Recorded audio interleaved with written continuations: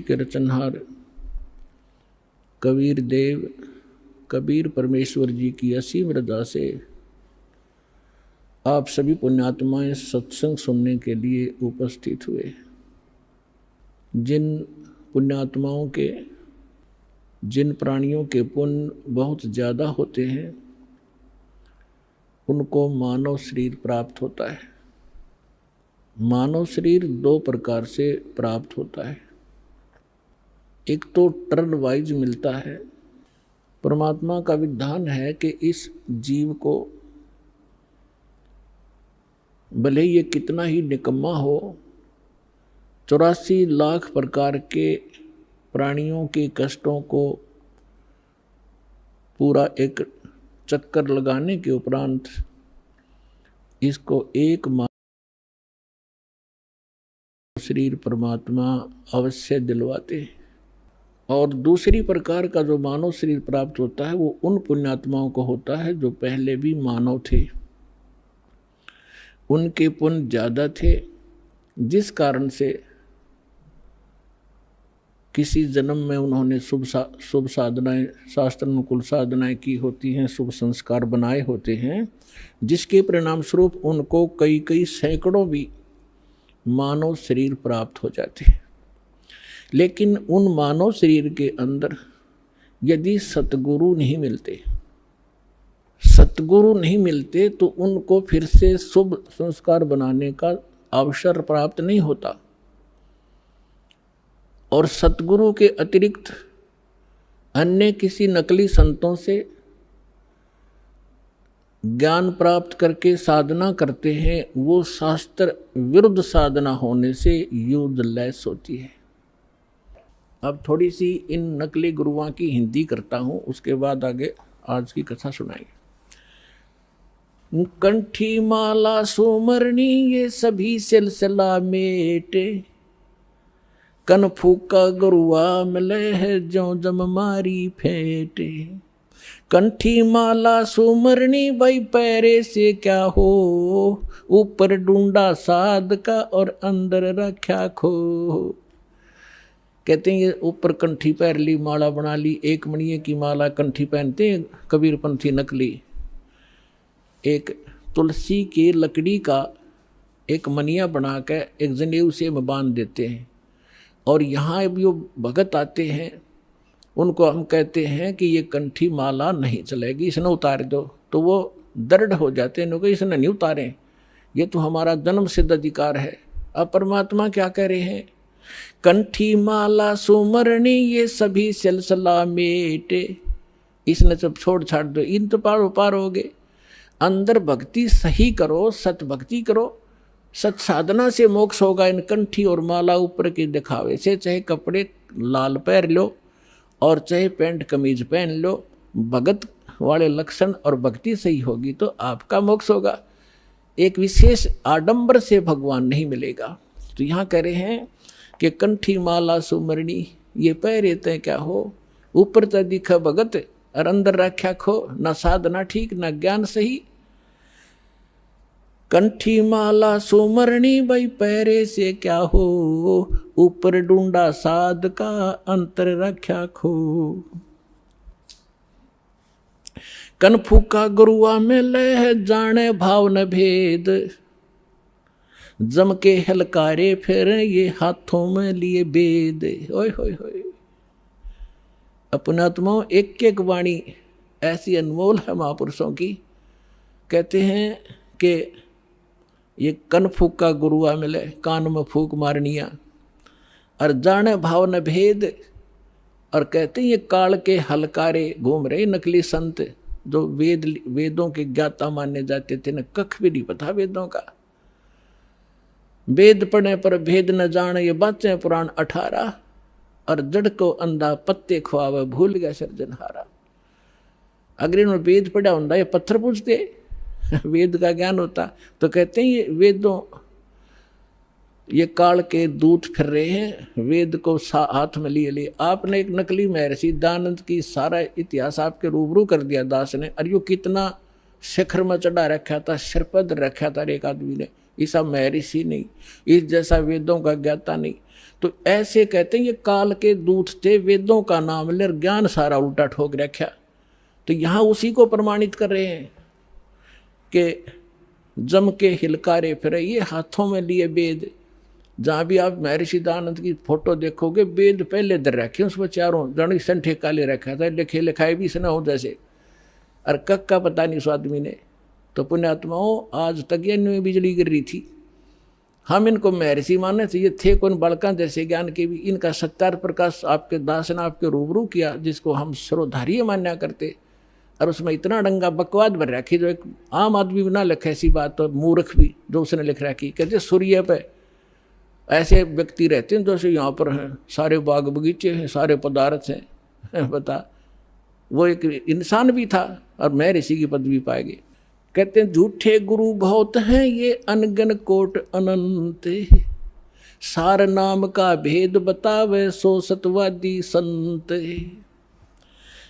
झूठा गुरु काल है ये फांसी दे अड़ाए, मारत है मैदान में वो छलबल बहुत बनाए। झूठा गुरु काल है ये गुरु का दया स्वरूप, या मैं मीन न मेख है जैसा संवल रूख। एक एक वाणी का निष्कर्ष देखो पुण्यात्मन। महापुरुष ये थे, वो महापुरुष भगवान से प्राप्त ज्ञान, यानी ये तत्व ज्ञान है। कहते हैं झूठा गुरु काल है और गुरु का दया स्वरूप, और या मैं मीन न मेख है जैसे संभल रूख। अब जैसे एक संभल का पेड़ होता है, संभल, और संभल के पेड़ पे ये तोता जो होता है, तोता ये वृक्षों को सिलेक्ट कर लेते हैं कि ये वृक्ष, देखते रहते हैं, ताक में रहते हैं कि ये पौधा उगा है, ये पेड़ बनेगा और फिर इसके फल खाऊंगा। तो उस जो ये संभल का पेड़ जब उगता है, बहुत सुंदर पत्ते होते हैं, बड़ा हरा भरा होता है, और बड़ा हो जाता तो इतने बढ़िया फल लगते हैं इसके डोडे, और ऐसा लगता है जैसे बहुत ही स्वादिष्ट पदार्थ होगा, लेकिन उसमें होती है रुई। अब वो तोता ये देखता है कि ये फल पक गया, 12 वर्ष इंतजार किया कि फल खाऊंगा, इस फल यहाँ ये पेड़ गणे हो गए वृक्ष इसके संभल के, और जब वो परिपक्व होते हैं, जिस उद्देश्य से वो चोंच मारता है, उसमें वो पदार्थ ना हो करके रुई उसके मुंह में फंस जाती है, उसने जान बचानी मुश्किल हो जाती है तोते। तो यहाँ परमात्मा कहते तुम जिनको गुरु मान रहे हो, उन पर आश्रित हुए बैठे हो, लास्ट में आपने ऐसे पश्चाताप करना पड़ेगा जैसे उस तोते ने उस संभल के वृक्ष को एक अच्छा फलदार, स्वादिष्ट फलदार वृक्ष मान के उस पर आश्रित था, फिर सिर पटक कर रो रहा था। झूठा गुरु काल है ये गुरु का धरा स्वरूप, या मैं मीन न मेख है जैसे संबल रूख। फिर क्या बताते हैं, कान चिराए क्या हुआ ये कर कंकन मन पाल, मुद्रा पैरें क्या हुआ सिर फोड़ेगा काल। कहते हैं कान चिरानते, कान में मुद्रा पहनते, और 36 आडंबर करने से परमात्मा नहीं मिलेगा, और यम के दूत लठ मारेंगे तुम्हारे गिर के। कहते चुंडित मुंडित पकड़ लिए इनसे जम किंकर ना डरता। ये चुंडित कति जटा बड़ा बड़ा को बड़े बड़े राखों ऋषि दिखाई दे, और कति गोटम गोट करा रखा साधुपना दिखाने के लिए। कहते इन यम के दूत ना डरते इन बकवादों से, वो तो सत मंत्र जो सच्चा नाम जिसके पास होगा उससे भयभीत होते हैं। फिर क्या बताते, मौन रहा तो क्या हुआ ये बोले से नो भेवे, मौनी वक्ता एक है ना पर से दल देवे। अब जैसे एक नकली था, आडंबर करे बिना इनका काम चला नहीं, दुनिया आकर्षित नहीं हो। एक ने कहा कि मौन धारण कर रखा उसने। एक कबीर पंथी, घीसा पंथी संत था, और दास को पहले नाम देने का आदेश नहीं था जब तक 1988 से 1994 तक। तो दास इनको संत मान के इनसे परमात्मा ने इनकी तलाशी दिवानी थी मेरे थे। उससे मिलता था, चर्चा होती थी। एक दिन मैं गया तो क्या पता चला कि महाराज जी तो मौन व्रत रखा है 41 दिन का। मैं चलो भाई ठीक है। मैं बैठ गया तो वो निकला गुफा से बाहर। तो उसने क्या किया, एक स्लेट ले रखी जो बच्चों की होती थी पहले, स्लेट पत्थर की, और एक चौक ले रखा। उस पर लिखा कि भगत जी को चाय पिलाओ। स्लेट पे लिख दिया। तो वो चाय ले आए। फिर लिखा कब आए, वो बोला जी अभी आया हूँ। अच्छा, अब उस स्लेट पे लिखे और फिर उनको पानी पिलाओ। अब यहाँ वो परमात्मा कहते हैं कि मौन रहा तो क्या हुआ, जो बोले सैनो भेव, इशारों से बात कर रहा, मन तो डिस्टर्ब हो लिया। बताओ उस मौन रहने से क्या लाभ हुआ तुझे। और मौनी वक्ता एक है ना पर सैदल देव। परमात्मा के पाने के लिए ये आडंबर केवल बकवाद मात्र है आपकी, इनसे ये भगवान नहीं मिले। और ये भोली आत्मा इन्हीं से प्रसन्न होते हैं। बाबा जी भाई 41 दिन में, और फिर 41वें दिन उसने वो व्रत खोलना था, समागम हो गया, हजारों आदमी इकट्ठे हो गए, लाखों रुपये उसने मिल गए, हो गया उसका काम पूरा। अब वो भी पार है और चेले भी पार है। दोनों गधे बनेंगे इकट्ठे। कहते सन्यासी 10 नाम है, ये शिव का धर है ध्यान, शिव के ऊपर और है ताको कर प्रणाम। ये सन्यासी 10 नामी सन्यासी कहलाते हैं, भगवान शिव को इष्ट मानते। कहते हैं शिव के ऊपर और परम शक्ति है, उसका ध्यान धरो जब तुम्हारा कल्याण होगा। बेखों से भगवान का दूर महल दरबारे, पाखंडी पहुंचे नहीं दे सतगुरु पार उतारे। इन भेखों से, बनावटी आडंबरों से परमात्मा का घर बहुत दूर है, और पाखंडी वहां ना जा सकता ना ले जा सकता। सतगुरु दे पार उतार, सतगुरु आपको पार उतारेगा। डंब करें डूंगर चढ़े, अंतर झिन्नी झूले, जग जाने बंदगी करें ये बोवे सुलभ भूले। आप देखते होंगे, हमने तो खूब देख रखा है बिटर एक्सपीरियंस है दास का। क्या देखा करते, एक समय ये दास अपनी से ड्यूटी पर जा रहा था। दास हरियाणा सिंचाई विभाग के अंदर जूनियर इंजीनियर की पोस्ट पर था, मोटरसाइकिल पे जा रहा था अपनी ड्यूटी पे। तो रास्ते में काफ़ी व्यक्ति इकट्ठे थे। एक ऊंचा सा स्थान था गांव में बाहर, और उस जंगल था वहाँ पर। वहाँ क्या देखा, एक बाबा जी बैठा, और दूर से दिखे 10-20 भगत बैठे। मैं भी चला गया उधर जाकर देखने के लिए। जब तक ये दास को ये ज्ञान नहीं था, साधु संत की ऐसे अट्रैक्शन होती थी। तो वहाँ बैठे काफ़ी लोग बैठे, दूना ला रखा, इन्होंने सुल्फे पीवे, भर भर चले वो भी पीवे, और जहाँ 10 रुपये चढ़ा दें। और तो अब वो ऊंचे पे न्यू बैठे, सब न दिखूं ताकि मेरे पुजारी आ जाए।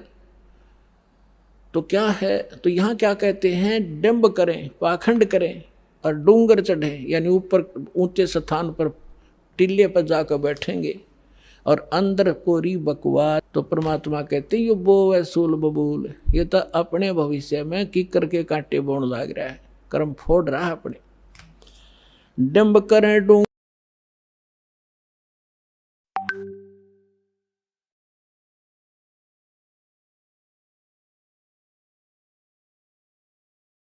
चढ़े ये अंतर झिन्नी झूले, जग जाने बंदगी करे ये बोवे सुलभ भूले।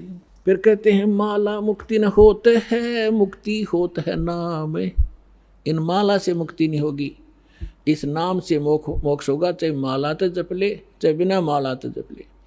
केवल ये माला पैर के आडंबर करने ते बात नहीं बनेगी। अपने आत्माओं जैसे दास आज जो सत्संग एंड करेगा, उसी के कारण ये आगे चल के बात बिगड़ जाती है। जैसे थोड़ा सा उदाहरण देता हूँ, ये माला गल में पहनने की परंपरा कैसे चली। जब भक्ति किसी भी युग में कभी प्रारंभ हुई थी, परमात्मा आते हैं, थोड़ी बहुत भक्ति वो स्टार्ट कर जाते हैं, चाहे प्रथम मंत्र की ही थी, तो उस माला से जाप किया करते थे। तो पहले क्या करते थे, जेब कपड़े वस्त्र इसे होते नहीं थे, माला से जाप किया और माला को आदर के साथ गले में डाल लिया करती। वो लोग दिखावा नहीं था, वो सिर्फ अपना सुरक्षित स्थान और आदरणीय स्थान सीने से लटकी रहती थी। और जब उसकी आवश्यकता पड़ती उसको जब जाप कर लिया करते थे। तो जिसके गले में माला होती वो जाप करते थे, तो बगैर मर्यादा के उन मंत्र करने वालों से अगर किसी को दुआ निकल गई वो सफल होगी। तो गृहस्थी आदमी ने को किसी ने आशीर्वाद दे दिया, उस माला वाले ने, जाप करनी ने, तो उसको लाभ हो गया। तो उनकी पूजा शुरू होगी, अपने घर घर बुलाने लगे। जब यह थोड़ी सी भक्ति डाउन होने लगती है तो फिर ये पहचान मान ली कि जो गल में माला डाल रहा है ये भगत है और इसकी पूजा सेवा करने से बहुत लाभ हो जाए। तो हम दो भागों में बट गए। तो जो माला डालने दिखता उसको हम भगत और संत मान लेते, उसकी सेवा करते, चरण धोते और उससे थोड़ा बहुत लाभ उसको मिल जाता। अब कैसे? वो तो ऐसा था जैसे एक किसी ने अपने टायर में हवा भर रखी है और उसमें से लाकर दूसरी ट्यूबर दूसरे के टायर में डालता रहे, तो थोड़ी बहुत आ जाएगी, उसका भी काम ना चले पूरा और उसकी खत्म हो जाएगी। तो ऐसे बात बिगड़ती चली गई। तो ऐसे हम इन नकलियों को जो गल में माला डाला करते, प्रारंभ में तो ये भगत थे, फिर मर्यादाहीन होने से अपनी संग्रहित कमाई को यहीं डिस्ट्रॉय कर जाया करते थे और दोनों यहीं के यहीं रह जाते थे। तो इस प्रकार ये माला का वो प्रचलन चला था।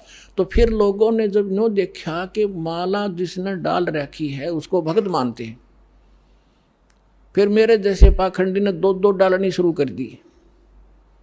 तो क्या कहा करता को पूछता, भाई दो क्यों डाल रखी है भगत जी के? दोनों हाथों जप्या करूँ मैं। तो उन्होंने सोचा भाई यूँ और बड़ा भगत होगा तो उसकी और ज़्यादा पूजा शुरू होगी। तो जिसने फिर तीन तीन चार चार डालनी शुरू कर दी तो चार वाले ने ज़्यादा पसंद करने लग गया आम बोले भगत। तो न्यों भट्ठा बैठ गया।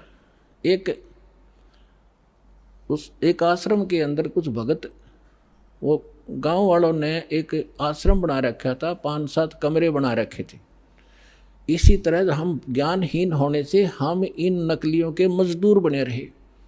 हम इनको ये थोड़ी बहुत भक्ति कर दे जैसी, और फिर हम उनसे सेवा करके रोटी टूका खुआ कर थोड़ा बहुत राहत हम ले लेते, हम इनके भिखारी बने रहा करते थे। अब दास चाहता है कि घर घर में सब धनवान हो, भगवान के खजाने में कोई कमी है? जो भक्ति करेगा वो धनी हो जाएगा भगवान की भक्ति का, सारे सुख आपको प्राप्त होंगे। हम क्यों किसी के मुंह की तरफ देखेंगे फिर? तो क्या था, उसमें 5-7 कमरे बना रखे थे। वहाँ पर साधु संत आया करते थे और गांव के लोग वहाँ सेवा करने जाते थे।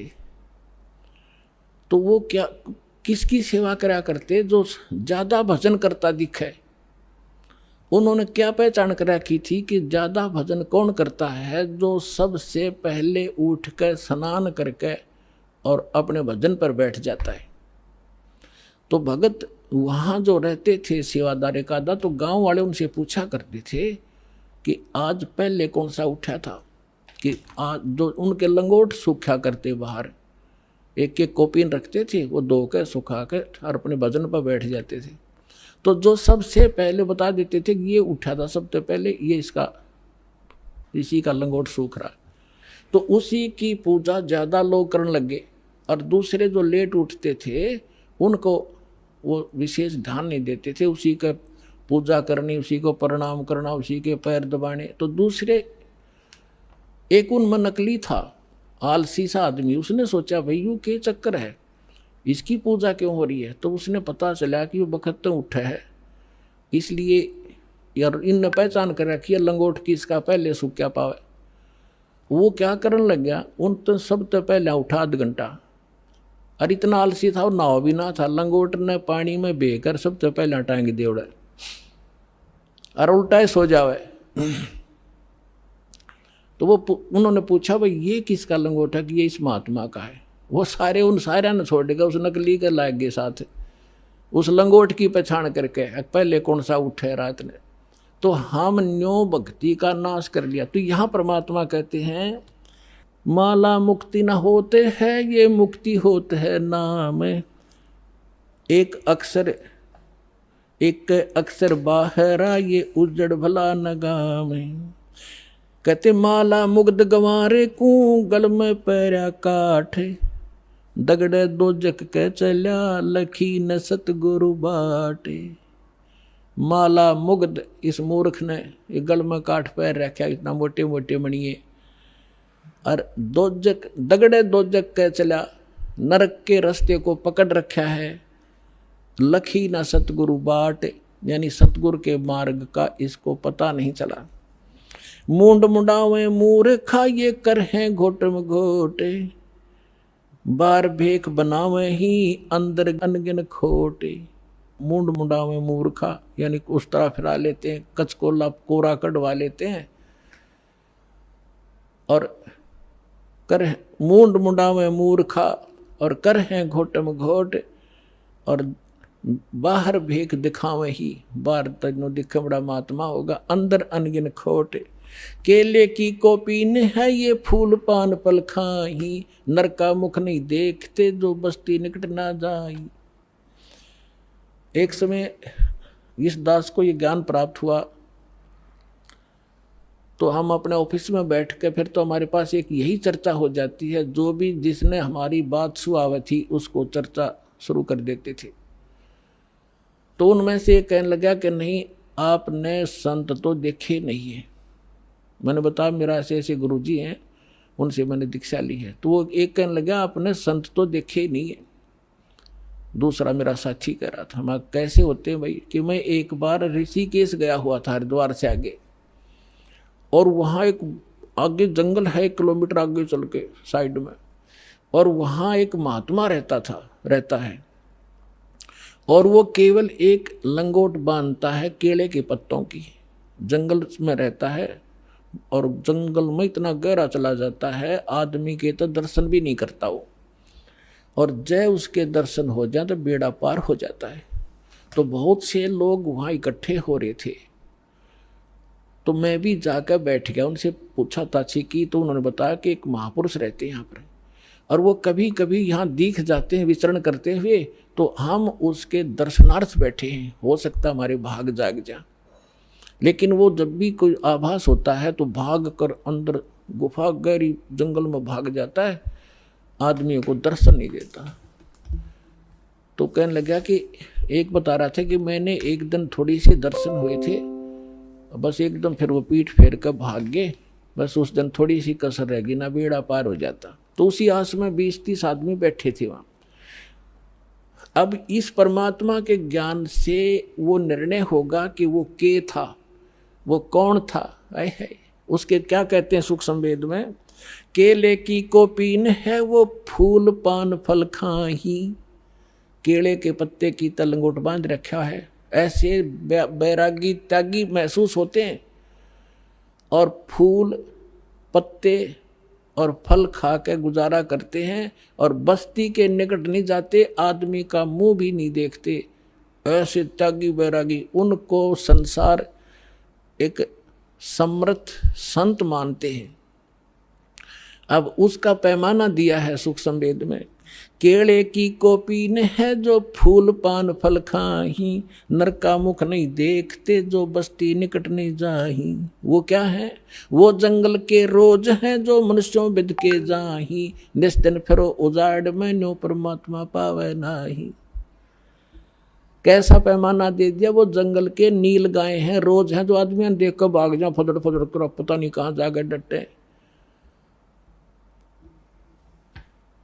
ये जंगल के रोज है, जब नाम से मोक्ष होगा, इन बकवादों से होगा। इस जंगल में पशु सारे नंगे फिरे और भाग जाते हैं, मर्ग भी दौड़ भाग जाते हैं आदमी से डर के। फिर इसका समाधान बताते हैं, डेरे डंडे खुश रहो ये खुसरे लेना मोक्ष,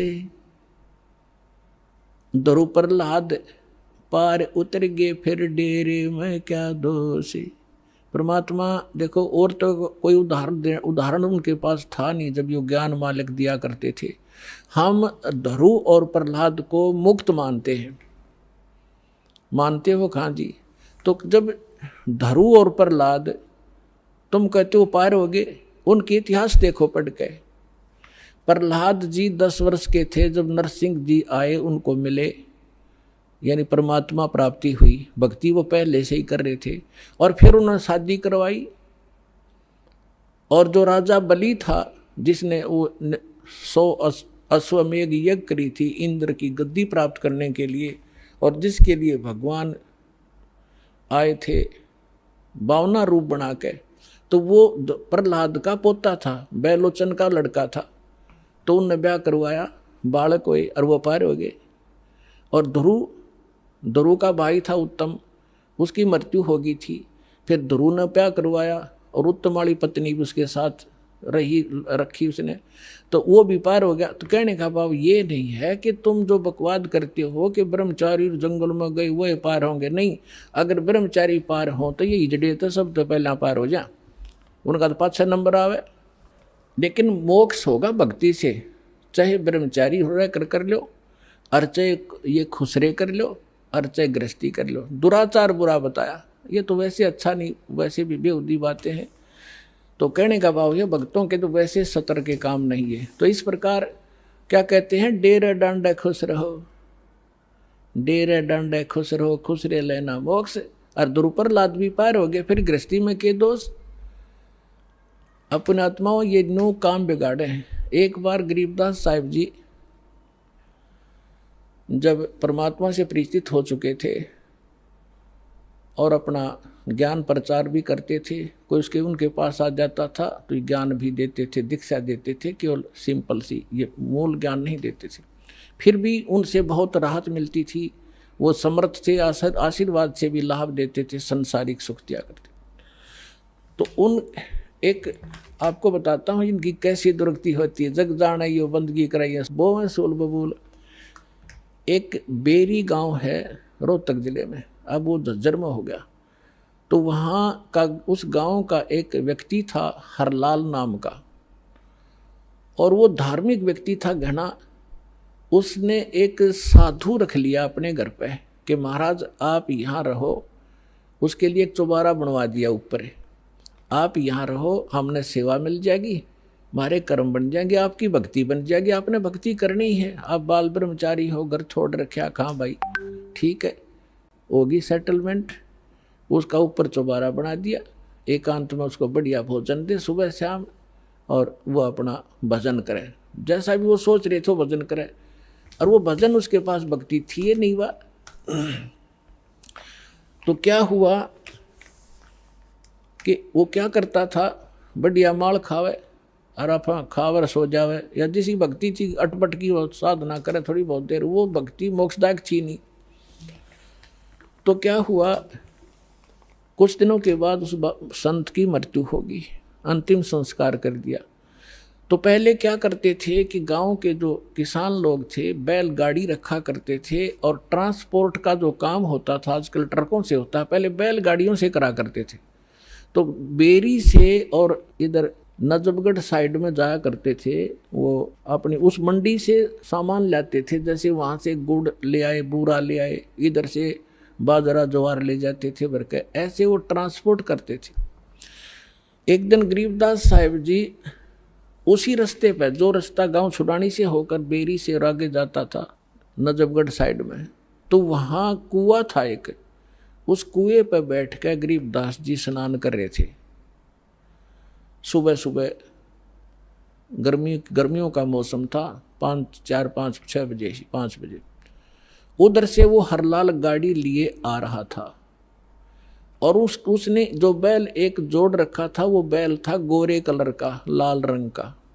और वो किया उसने, वो बैठ गया, वो बैठता था ऐसे, और वो हरलाल उतर कर फिर उसका लठ मारता, उसने फिर जबरदस्ती ठाता, फिर वो आधा किलोमीटर ठीक चलता और फिर बैठ जाता। तो वो कुदरती वहाँ बैठ गया आकर जहाँ गरीबदास जी नहा रहे थे, स्नान कर रहे थे।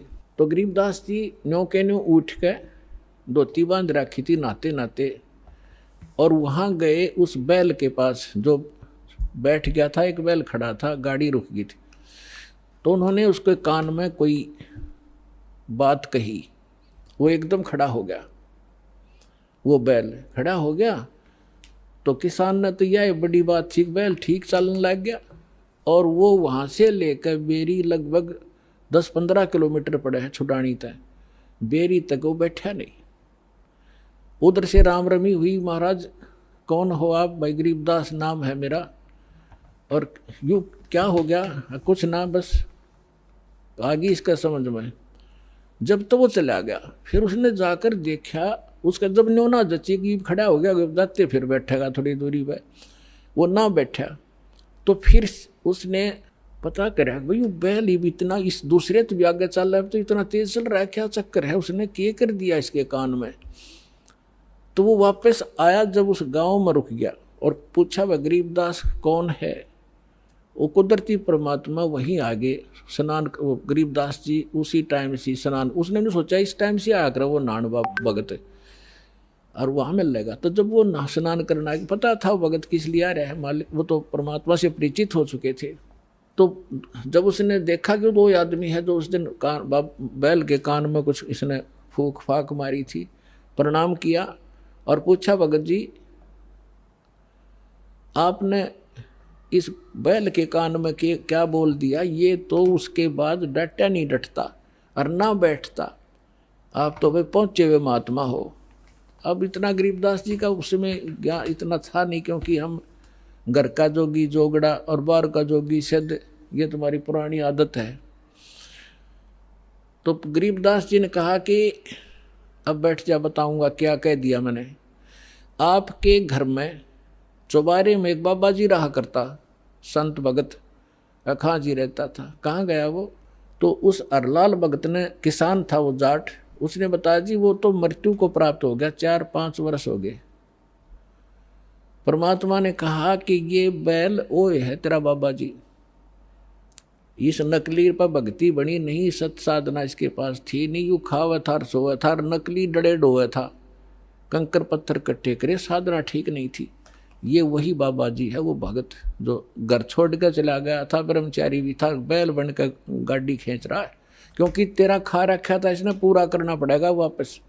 मैंने इसको ये कहा भाई भगत जी चाहे तो लठ खा के इसका दे दे और चाहे अपना स्वभाव पूरा कर दे, पूरा करे पीछा छूटेगा तेरा। इसका समझ में आ गई, अब ये तेरे पूरे करेगा। अब पुणात्मा देखो, अब जो भी कोई साधना कर रहे हैं वो हैं परमात्मा के बच्चे, किसी ना किसी जन्म में वो मालिक के साथ रहे। आगे साधना नहीं मिलती तो वो 84 लाख योनियों में चले जाते।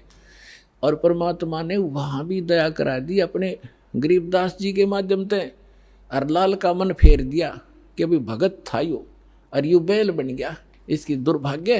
पर आज के बाद इसने मैं गाड़ी में नहीं जोड़ूंगा, अलग से बांध दिया, चारा चरावे और बैठे रहे। देख परमात्मा ने भगत की वहाँ भी रक्षा कर दी और सुविधा दे दी, लेकिन भक्ति बिना क्या बने? अगला जन्म उसका सूर का होगा, फिर क्या सुविधा देंगे?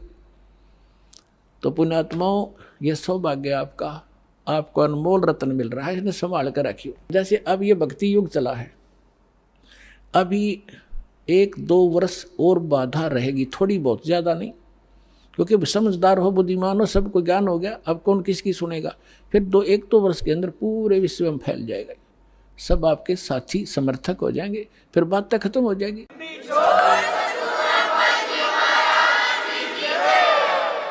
फिर जो मर्यादा आप करोगे आपका सहयोग देंगे और वो भी वो मर्यादा ही पालन कर रहे होंगे, तो आपका भक्ति खंड नहीं होगा, आप भी सफल होंगे और वो भी होंगे। फिर क्या होगा कि कुछ दिनों में आपको इतना सुख हो जाएगा, क्योंकि भगवान सुख सागर है। तो ये सावधानी बरतना कि इस सुख में परमात्मा से दूर ना होना, क्योंकि ये सुख मालिक से दूर करता है और उसको होगा जिसका नाम खंडित हो जाएगा। या सांसारिक सुख जैसे किसी व्यक्ति का नाम खंडित हो गया या किसी कारण से उसने नाम त्याग दिया, 2-3 वर्ष साधना करके वो चला गया, अब उसको फिर भी सुख हो रहे हैं और वो भक्ति भी दूसरी करने लग गया, या भी छोड़ दी है या यही मंत्र कर रहा है, उसने आना बंद कर दिया है, तो वो कनेक्शन तो कट गया। आगे चार्जर नहीं है उसका, लेकिन पिछला चार्जर जो बैटरी है वह काम कर रही है। अब वो काफ़ी अच्छा चार्ज हो गया तो घरे दिन भी काम कर देगी, लेकिन वो ये सोच रहा होगा कि मेरा क्या बिगड़ गया। अब फिर बिगड़ेगा, जब ऐसा बिगड़ेगा कि किसी प्रकार समझ में नहीं आओगा उसके। अब इतना ज्ञान दिया जाता है, मैं कोई बालक नहीं या वैसे थूक बिलो हूँ, कोई लालच हो मुझे। 2 रोटी भगवान ने दे रखी थी, जेई की नौकरी थी, बढ़िया काम चल रहा था। परमात्मा ने पहले भी ठीक से घर में गुजारा ऐसे जन्म दे रखा था जहाँ रोटी टाइम पर ठीक मिले थी। तो दास ने पता चला कि मेरे जैसे दुखिया सारे ही हैं जिनको भगवान की चाह हर धक्के खा रहे हैं। मुझे पता लग गया तो सबको आवश्यकता इस भगवान की, इस ज्ञान की। तो इसलिए दास ने इस पर कदम उठाया। तो इस प्रकार जैसे आप जो सफल हो गए। और एक बात और ध्यान रखना, आप यहाँ केवल उसी उद्देश्य को लेकर ना आना कि जैसे रोगी है वो रोग ही स्वस्थ हो, जिसको पुत्र की संतान नहीं है वो संतान ही हो तो बात बने। अगर संतान भी आपको आवश्यक होगी देनी तो यही मिलेगी, पृथ्वी पर कोई नहीं देगा आपने। और जो आपका रोग निवारण होगा तो यही होगा, पृथ्वी पर कहीं होगा भी नहीं, और होगा ही होगा, रोग तो निवारण होगा ही होगा। बाकी संतान भी परमात्मा अगर चाहेगा तो सब कुछ कर सकता है। उसका एक लंबा इतिहास है, फिर बताऊंगा, ऐसी बात नहीं। यहाँ हजारों ऐसे प्रमाण हैं जिनके 10-10 वर्ष, 12-12 वर्ष और 15-15, 20-20 वर्ष ब्याह न हो गए थे और बच्चा नहीं था। सारे सब आजकल तो सारे जो है ना ये भौतिक और सारे ट्रीटमेंट हैं ये भी करवा के छक लिए थे मालिक ने, उनको भी संतान दे दी। ये तो कोई बड़ी बात नहीं है, लेकिन हमारा आपका मूल उद्देश्य मोक्ष हो और आपको पार करने के लिए परमात्मा जैसे भी आपको रखे वैसे ही रहो। जैसे डॉक्टर के यहाँ मरीज होता है और उसको थोड़ा बहुत कष्ट भी बन रहा है, वो जैसे भी कोई ट्रीटमेंट करे, इंजेक्शन लगाओ, जब भी थोड़ा बहुत दर्द तो होएगा। अब उस इंजेक्शन ना लागने दे, फिर वो ट्रीटमेंट क्या करेगा डॉक्टर। तो थोड़ी बहुत संकट, थोड़ा बहुत कष्ट आपको महसूस भी हो, वो गॉड गिवन समझना। किस लिए? परमात्मा हमें उदाहरण देते हैं अपने ऊपर ही। कहते हैं कबीर सुख के माथे पत्थर पड़ो, जो नाम हृदय से जावे, बलिहारी व दुख के जो पल पल नाम रटावे। परमात्मा कहते हैं तुम ऐसे मांगना मेरे से कि हे भगवान इसे सुख के आग लगो जिस जो आपसे दूर करे। हे परमात्मा ऐसा दुख, बलिहारी उस दुख के, ऐसा दुख बना रहे जिससे आपकी याद बनी रहे, ऐसा सुख ना देना भगवान जो आपसे दूर करे। तो आप ये समझ लेना छोटी मोटी जो ठूठा आपका रख रहेगी ये गॉड गिवन होगी, ताकि वो मन बकवाद ना करे, इसने मौत दिखे जा, और तभी ये भक्ति करेगा, ना करने ना दियो। ऐसा खतरनाक एलिमेंट है ये। तो पुणात्मा ये परमात्मा का ट्रीटमेंट चलेगा जब आप इसकी शरण में आगे। डॉक्टर के हॉस्पिटल में एडमिट एक पेशेंट अपनी चलाओगा तो वो रोग नहीं कटवाना चाहता, वो तो बकवाद कर रहा है, व्यर्थ में टाइम वेस्ट कर रहा है। तो आप यहाँ आगे हो, भगवान कोई बालक नहीं, आपके भविष्य की जानता है। अब जैसे किसी को एक्सीडेंट हो गया और उसका ब्लड चल रहा है, ब्लीडिंग हो रही है, तो डॉक्टर सबसे पहले उसकी कोशिश करेगा कि ब्लड रोकूं, चाहे उसकी टांग में कितनी पीड़ा हो रही हो, फ्रैक्चर भी हो रहा हो, उसने नहीं संभालेगा कि ये दर्द होने दे थोड़ा सा, पहले इसकी जान बच चली जाएगी जब ब्लड नहीं रोक थे। तो वो कह रहा होगा है मर गया, पैर टूट गया है मर गया, तो वो अलग बात है। पहले वो ब्लड रोकेगा फिर उस टांग ने संभालेगा, उस तक जान नहीं जा सकती। तो इसी प्रकार आप यहाँ आए हो केवल एक उद्देश्य लेकर, और परमात्मा को पता है कि कल ने इसके ऊपर एक ऐसी आपत्ति आओगी, इसकी जान जानी है या कोई और भयंकर अटैक है इसके ऊपर, तो पहले मालिक आपके उस संकट ने हटावेगा जो भविष्य में और आने वाला इससे भयंकर। और आप ये सोचोगे बता मेरा ये संकट ना ठीक हुआ, 2 बार लिया, तीसरी बार आ ली, 5वीं हाजिरी होगी। पुणात्मा या तो आजीवन आने की नीयत बनाओ जब आपका कल्याण होगा। ऐसा बालक नहीं भगवान के झाड़े ला देर जा तुम अपने राज्य रम अपने राज्य, नहीं, आपके असंग जन्म का कोड कटेगा यहाँ से। अब जो प्रसंग चल रहा है कि जिन जैसे सतयुग के अंदर पुण्यात्मा जन्म लेती है और उनके लिए परमात्मा ऐसा माहौल बना देता है, फलदार वृक्ष होते हैं सब जगह। जैसे आजकल हम कणक पैदा करते हैं कितनी मेहनत करके, उस समय ये ऐसे खड़े रहते जैसे सामक देखा हुआ आपने, ऐसे खड़े रहते हैं और जाओ और तोड़ो और झाड़ो, पकाओ और खाओ, फल तोड़ो खाओ और भजन, और उसमें भजन सभी करते हैं, उनकी एक ऐसी श्रद्धा होती है। तो वो भक्ति करते हैं शास्त्र विरुद्ध, और सुख सारे उपलब्ध हैं, शरीर भी स्वस्थ है, लाखों वर्ष जीवन भी रहता है, बाप से पहले बेटा भी नहीं मरता है, और विधवा औरत विधवा नहीं होती हैं। तो वो ये सोच रहे कि हम जो साधना कर रहे हैं इससे में लाभ है, नहीं, यह भूल मार रही है हमने आज तक।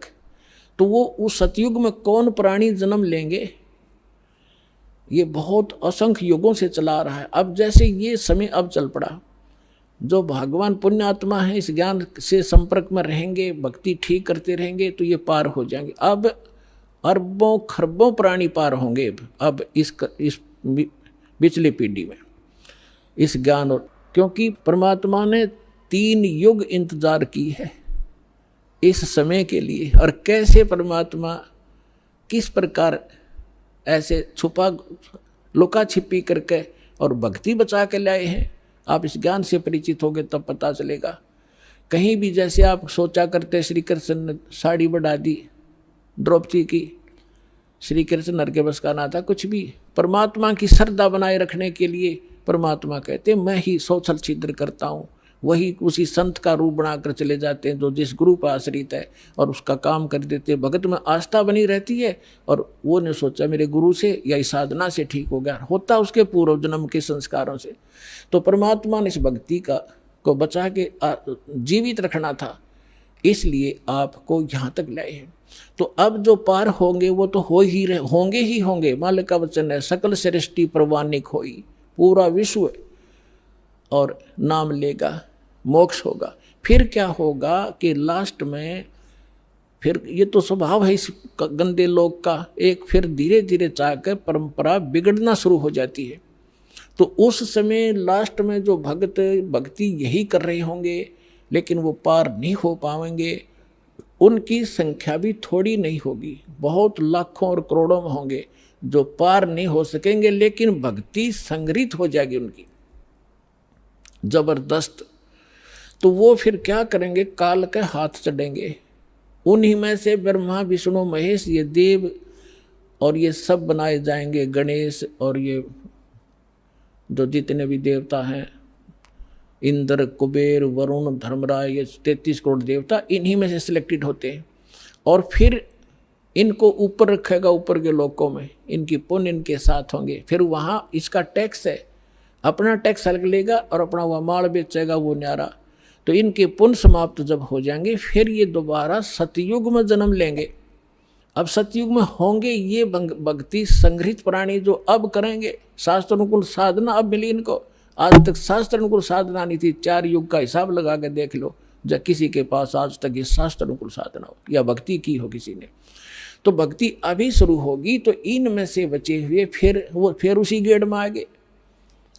सतयुग में जन्म हुआ, फिर वही त्रेता में, द्वापर में, और फिर कलयुग के इसी समय में फिर दाव लगेगा इस मोक्ष का। और ईब चूकिए तो फिर वही चक्कर, इंद्र हजारों वर्ष युगों तक आप उड़े वहाँ इंद्र की पोस्ट पर रहोगे, हजारों वर्षों तक देवताओं के स्वर्गलोक में अपना माल खाओगे, बर्बाद करोगे पूंजी को। और फिर यदि आगे भगवान फिर कोई संत नहीं मिले, इतने जन्म मनुष्य के होकर भी फिर आप 84 लाख योनियों में चक्कर खाओगे। तो ये आज का विषय था कि आज आपको वो दाव लगा है, इसको संभाल के रखना। आपको मानव शरीर प्राप्त हुआ है, आपको 600 वर्ष पहले परमात्मा आए थे तब भी आप मालिक के शरणों में थे। 64 लाख शेष थे, ये 64 लाख तक पहले आएंगे। उसके बाद फिर परमात्मा ने ये अपना प्रचार फैला दिया है। जैसे आपको बताया गया है कि ये वाणी उसको भी, जैसे कागभूषण की कथा सुनाई थी, 6 महीने कथा सुनकर उसका थोड़ा सा असर हुआ कि नाम ले लूं, तो ये इतना प्रचार होगा इस वाणी का, आंधी सी उठेगी।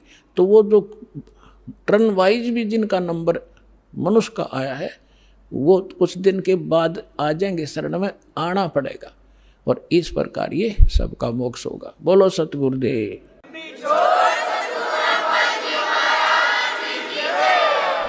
दर्शकों, आइए अब आपको कुछ ऐसे श्रद्धालुओं के अनुभव सुनाते हैं जो पहले स्वयं भी साधु, संत, महंत बनकर समाज का मार्गदर्शन कर रहे थे। लेकिन इन सभी श्रद्धालुओं ने जब सच्चाई को जाना तो इन्होंने जान लिया कि जिस मार्ग पर ये चल रहे थे वो अधूरा था। संत रामपाल जी महाराज के सत्संग प्रवचन सुनने के बाद इन सभी ने पाखंडवाद को त्याग कर वर्तमान समय में तत्वदर्शी संत रामपाल जी महाराज की शरण ग्रहण करके मोक्ष मार्ग अपना लिया है। आइए इनके अनुभव आपको सुनाते हैं, सुनिए। सर, संत रामपाल जी महाराज से नाम दीक्षा लेने से पहले आप क्या भक्ति साधना करते थे? पहले मैं अपने इलाके गांव में महाकाली का मंदिर, वहाँ पुजारी रहा 15-20-25 साल से। वहाँ पूजा का काम करता था और जागरण कीर्तन, भजन कीर्तन और वो भी जो भी कुछ जैसी पूजाएं आम चलती हैं उस तरह के हम किया करते थे, भंडारे वगैरह आदि किया करते थे। 5-6 साल मैंने कोई अन्न आहार नहीं किया, केवल कोई फल फ्रूट आ जाता था तो खा लेता था और कभी कभार आलू वगैरह आ जाते थे तो उसको भूंज करके खा के और गुफा में घुस जाता था। 5 साल तक जब मैं साधना करता रहा तो एक सिद्धि सी प्राप्त हो गई मेरे अंदर। इतना मैं देख लेता था कि जब कोई मेरी गुफा की तरफ आता था तो मैं उसको देख लाता था 1 किलोमीटर 2 किलोमीटर दूर से कि कोई मेरी तरफ आ रहा है, और कुछ ला रहा होता था तब भी देख लेता कि आज फलाना आदमी आ रहा, मेरे लिए ये चीज़ लेके आ रहा है। हम पहले संत मत से जुड़े हुए थे और संत मत से जुड़ के जो है अपने दीक्षा प्राप्त करके जो हमारे गुरुजी पहले जो साधना बताए थे वो साधना हम गंगा नदी के किनारे अपना ध्यान लगाते थे और ध्यान लगा के और उस सुषमना के द्वार जो है जिस 10वां द्वार बोलते हैं उसी द्वार में से हम अपने सुरती को लगाकर और उस 10वां द्वार में प्रवेश कर जाते थे। सर, संत रामपाल जी महाराज की शरण में आने से पहले आप भगवा कपड़े पहनते थे, बड़ी बड़ी दाढ़ी आप रखते थे। उसके बाद जब आप संत रामपाल जी महाराज की शरण में आ गए तो सर आज आप साधारण वेशभूषा में हैं। सर, ऐसा क्यों? देखिए, हमको इसलिए ऐसा लग रहा है कि साधु बनना जैसे कि किसी का दान कर लेना पैसा, चंदे का पैसा लेकर खाना, ये जीवन बिताना, ये हमें इस चीज़ों को जानकारी नहीं था। लेकिन हम साधु सन्यासी बनकर सिद्धि तो प्राप्त कर लिए लेकिन परमात्मा तक हम नहीं पहुंच पाए और परमात्मा तक हम नहीं पहुंचे। तो वो साधु सन्यासी का जीवन हम जब ज्ञान हमें मालूम हुआ तो हम सोचे कि जब दूसरे का अनाज, दूसरे का पैसा लेगा, दूसरे का ये सब काम करे तो जो हमारी भक्ति पुण्य है सब उन्हीं के पास चले जाएंगे, फिर हमारे पास बचेंगे कैसे? तो वो जब वो कोई सेवा कर रहे हैं तो वो तो हमारे कर्ज हो जाएंगे। तो जब कर्ज हो जाएंगे तो फिर उसका कर्ज चुकाने के लिए हमें जन्म लेना पड़ेगा, फिर हमारे मोक्ष कहाँ से होगा? सर, जैसा कि आपने सिद्धियों की बात की, सर यदि आपसे जानना चाहेंगे तो आपके पास क्या सिद्धियाँ थी? हमारे पास सिद्धि ऐसा था कि हम कोई अगर ये कह दे कि दीवार के अंदर उस पार में क्या चीज़ रखा हुआ है तो उस चीज़ों को हम एक नज़र से देखते देखते उस दीवार के उस पार को हम चीज़ को देखने लग जाते कि उस पार में क्या रखा हुआ है। घर पे देवी देवताओं की भक्ति करते थे, जैसे हमारे पंजाब में चल रही है मलेरकोटला वाला, लाला वाला, काली माता जी, इनके घर पे झाड़ फूस का काम करता था जी मैं सबसे। भाई मेरे इलाके पे जी मेरे से बड़ा कोई तांत्रिक विद्या में जानता नहीं था जी, मैं नहीं जानता मेरे से बड़ा कोई होगा जी। मैं ये तांत्रिक विद्या काम करता था। दिल्ली से चले लोग मेरे पास आया करते थे जी, मुर्दे को जिंदा कर देता था जी, ये मैं काम करा करता था जी। जब मैं कॉलेज में गई थी तब मैं महाराष्ट्र में संतों की भूमि है तो मैंने ज्ञानेश्वरी ग्रंथ पढ़ा, भगवत गीता पढ़ी, तो उसमें से मेरे को इंटरेस्ट आने लगा कि ये कुछ अच्छा है। तो मैंने उस पर स्टडी करना शुरू किया।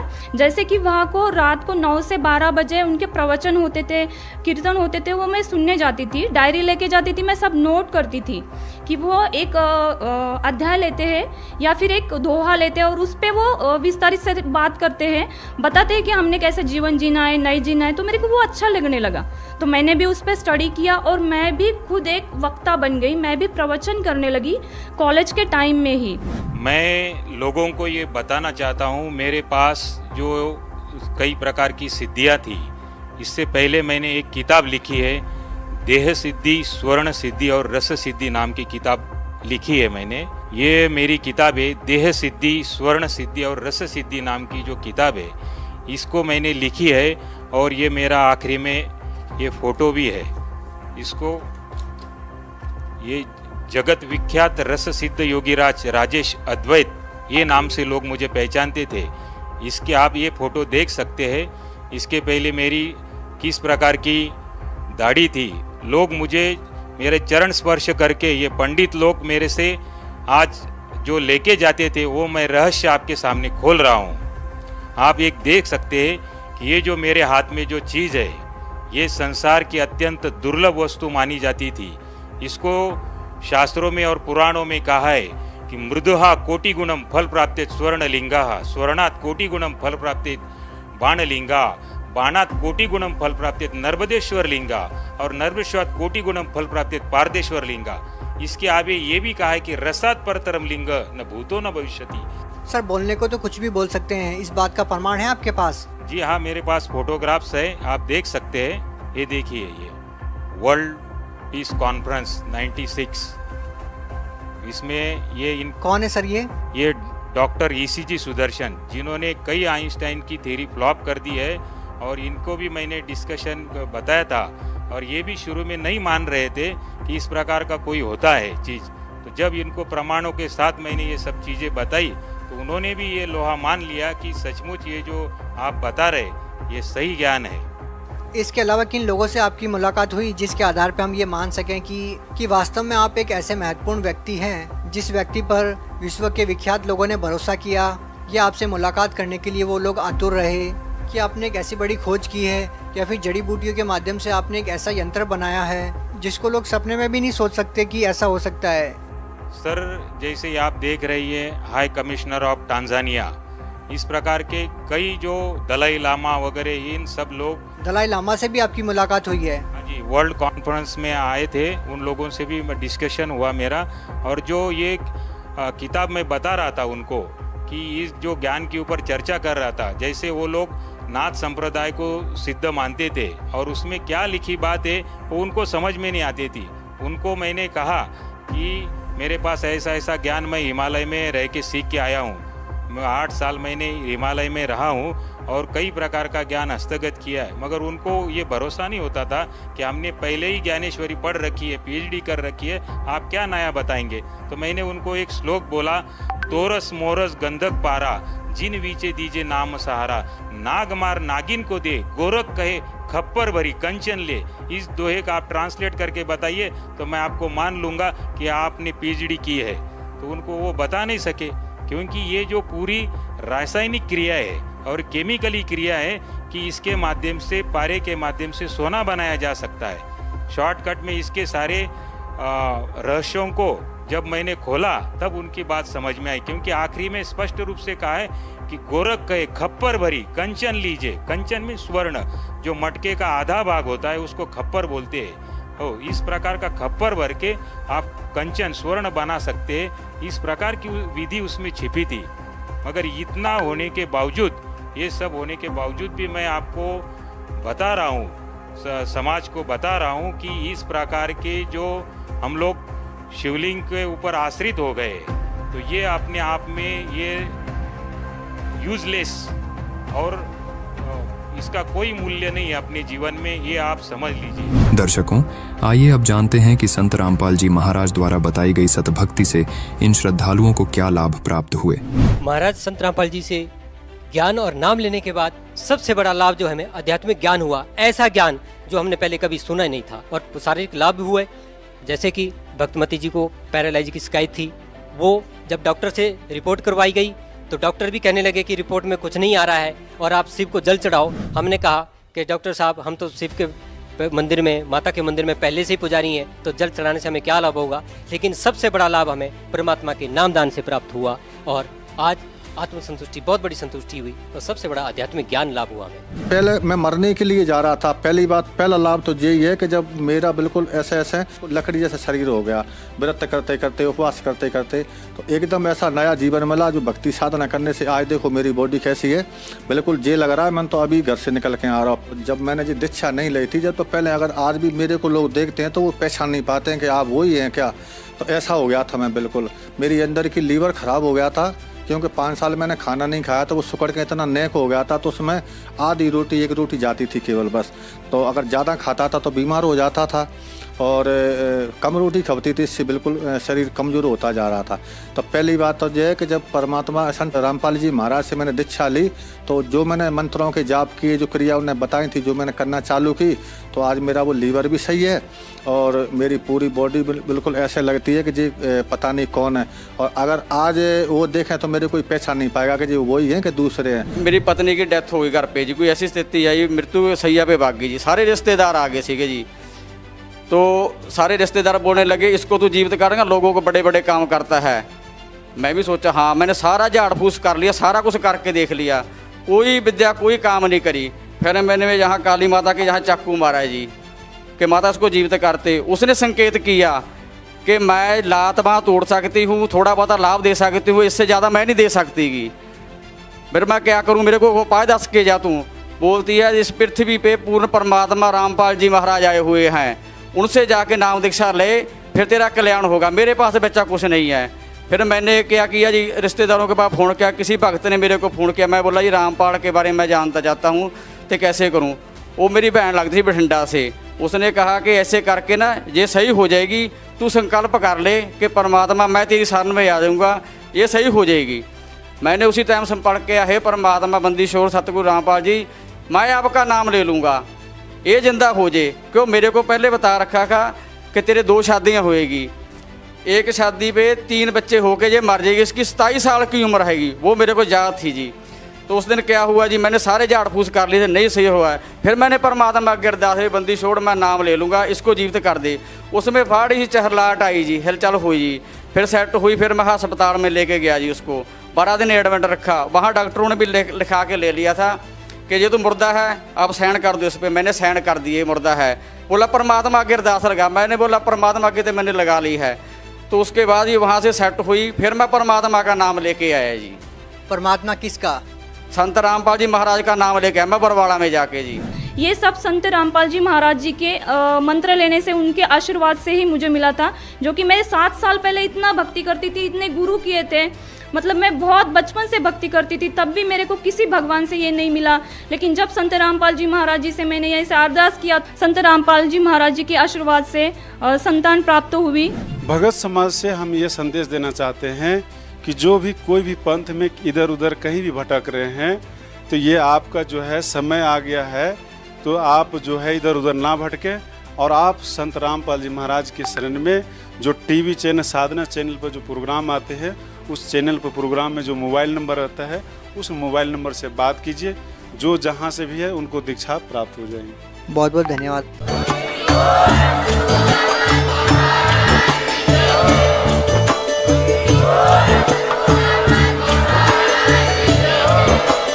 आप सुन रहे थे जगत गुरु तत्वदर्शी संत रामपाल जी महाराज जी के मंगल प्रवचन। अधिक जानकारी के लिए विजिट कीजिए हमारी वेबसाइट www.jagatgururampalji.org। संत रामपाल जी महाराज जी के शुभ आशीर्वाद से पूरे विश्व भर में 500 से भी ज्यादा नाम दीक्षा केंद्र हैं, जिन पर संत रामपाल जी महाराज जी द्वारा ऑनलाइन निशुल्क नाम दीक्षा दी जा रही है। अपने नजदीकी नाम दीक्षा केंद्र का पता करने के लिए संपर्क करें 8222880541।